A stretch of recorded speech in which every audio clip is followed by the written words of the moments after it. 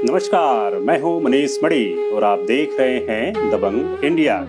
अगर आपने हमारे YouTube चैनल दबंग इंडिया को अभी तक सब्सक्राइब नहीं किया तो सब्सक्राइब जरूर करें। नहुस नंदन राजा ययाति वन विहार कर रहे थे। उसी वन में गुरु शुक्राचार्य की पुत्री देवयानी भी अपने दासियों संग थी। जलपान कराने के पश्चात देवयानी ने राजा ययाति से कहा, राजन, मैं दैत्य गुरु महर्षि शुक्राचार्य की पुत्री हूँ और यह मेरे साथ मेरी दासी दैत्यराज वृषपर्वा की पुत्री शर्मिष्ठा हैं, जो मेरी सेवा के लिए सदा मेरे साथ रहती हैं। मैं शर्मिष्ठा और अन्य दासियों के साथ आपके अधीन हूँ। मैं आपको अपने स्वामी अर्थात पति के रूप में स्वीकार करती हूँ। आप भी मुझे स्वीकार करें। राजन, कुछ समय पहले जब मैं कुएं में गिरा दी गई थी, तब आप ही ने मेरा हाथ पकड़कर मुझे बाहर निकाला था। इससे पहले किसी अन्य पुरुष ने मेरा हाथ नहीं पकड़ा था, इसलिए मैं आपको अपने स्वामी के रूप में वरण करती हूँ। तब राजा ययाति कहते हैं, हे शुक्रनंदिनी, तुम्हारा कल्याण हो। तुम ब्राह्मण कन्या हो। तुम्हारे पिता क्षत्रिय के साथ तुम्हारा विवाह नहीं कर सकते। कल्याणी, जब तक तुम्हारे पिता स्वयं तुम्हें मेरे हाथों सौंप नहीं देते, तब तक मैं तुम्हें स्वीकार नहीं कर सकता। उक्त स्थान पर जब शुक्राचार्य उपस्थित होते हैं, तब देवयानी अपने पिता से राजा ययाति के साथ अपने विवाह की इच्छा को प्रकट करती है। तब गुरु शुक्राचार्य राजा ययाति को देवयानी से विवाह और पटरानी के रूप में स्वीकार करने की आज्ञा देते हैं। उसके पश्चात शास्त्र विधि से शुक्राचार्य की पुत्री देवयानी का पाणी ग्रहण संस्कार राजा ययाति के साथ संपन्न हुआ। देवयानी के साथ शर्मिष्ठा व अन्य दासियों को ले राजा ययाति राजधानी लौट गए। देवयानी अंतःपुर अर्थात महारानी के लिए विशेष निवास स्थान में रहने लगी। साथ ही देवयानी की सहमति से अशोक वाटिका के समीप ही शर्मिष्ठा व अन्य दासियों के लिए स्थान सुनिश्चित कर दिया गया। राजा और देवयानी से 2 पुत्र हुए, यदु और तुर्वसु। दैत्यराज वृषपर्वा की पुत्री शर्मिष्ठा के धर्मानुकूल आग्रह पर ययाति और शर्मिष्ठा के 3 पुत्र हुए, द्रुह, अनु और पुरु। शर्मिष्ठा और राजा के पुत्रों के विषय में जब देवयानी को पता चला, तब देवयानी ने शर्मिष्ठा से क्रोधवश पूछा, शर्मिष्ठा, तुम मेरी दासी हो, तुमने मुझसे धोखा क्यों किया? क्या तुम मुझसे डरती नहीं हो? इस पर शर्मिष्ठा ने कहा, हे देवयानी, राजर्षि के साथ मेरे पुत्र धर्म और न्याय के अनुसार हैं। मैंने भी तुम्हारे साथ राजर्षि को अपना पति मान लिया था। राजर्षि मेरे भी प्रिय हैं, फिर मुझे तुमसे डरने की कोई बात नहीं है। अब क्रोधवश देवयानी अपने पिता शुक्राचार्य के पास चली गई।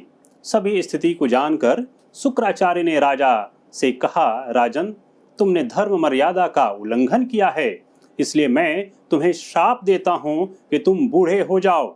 इस पर राजा ने शुक्राचार्य से इस श्राप से मुक्ति के लिए निवेदन किया। तब आचार्य ने कहा, श्रद्धा पूर्वक मेरा चिंतन करने पर तुम्हारा बुढ़ापा दूसरे पर चला जाएगा और तुम्हारा जो पुत्र तुम्हें युवा काल देगा, वही राजा, आयुष्मान, यशस्वी और तुम्हारे कुल का वंशधर होगा। राजा ययाति वापस राजधानी आ अपने प्रथम पुत्र यदु से अपना बुढ़ापा लेने को कहते हैं और 1000 वर्ष पूरा होने पर यदु को उसका यौवन वापस करने का वचन देते हैं, लेकिन यदु ने इसे अस्वीकार कर दिया। राजर्षि यदु को श्राप दिया, तुम्हें राज्य का अधिकार नहीं होगा। राजा के दूसरे पुत्र तुर्वसु ने भी अपने पिता के आग्रह को अस्वीकार कर दिया।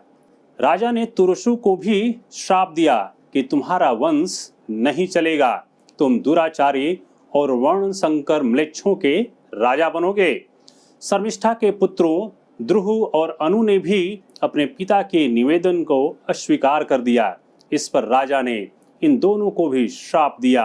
अंत में राजा ययाति ने अपने सबसे छोटे पुत्र पुरु से निवेदन किया और कहा कि 1000 वर्ष पूरा होने पर मैं तुम्हें तुम्हारा यौवन वापस कर दूंगा। पुरु ने बड़े प्रसन्नता से अपने पिता की आज्ञा को स्वीकार कर लिया। राजर्षि ययाति ने पुरु को आशीर्वाद दिया, मैं तुमसे बहुत प्रसन्न हूँ, तुम्हारी प्रजा सर्वदा सुखी रहेगी। राजा ने शुक्राचार्य का ध्यान कर अपना बुढ़ापा अपने पुत्र पुरु को दे दिया और उसका यौवन खुद ले लिया।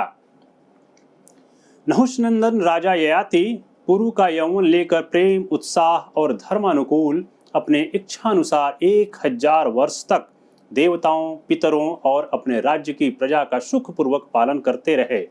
उन्होंने मनुष्य लोक के साथ ही साथ नंदनवन, अलकापुरी और सुमेरु पर्वत पर रहकर वहां के भी भोग प्राप्त किए। समय पूरा होने पर धर्मात्मा ययाति ने अपने पुत्र पुरु को उसका यौवन वापस कर दिया और अपना बुढ़ापा ले लिया। प्रजा के समर्थन से ययाति ने पुरु का राज्याभिषेक किया। पुरु से ही ऐतिहासिक और प्रसिद्ध पौरव वंश हुआ, जिसमें राजर्षि शांतनु, भीष्म, युधिष्ठिर और जन्मेजय जैसे महान राजा हुए। ययाति के बड़े पुत्र यदु से वंशियों की, तुर्वसु से यवनों की, द्रुह से भोजों की और अनु से म्लेच्छों की उत्पत्ति हुई। पुरु का राज्याभिषेक कर स्वयं ययाति वानप्रस्थ आश्रम की दीक्षा लेकर तपस्वियों के साथ नगर से वन को चले गए। 1000 वर्ष के जीवन में उन्होंने कभी न खत्म होने वाले इच्छाओं के बढ़ते आकार का अनुभव किया। वह अनुभव कर चुके थे कि मन और आत्मा की क्षुधा को समाज में उपलब्ध भोग विलास से शांत नहीं किया जा सकता। यही ज्ञान अपने पुत्र पुरु को दे वह वन को प्रस्थान कर गए थे।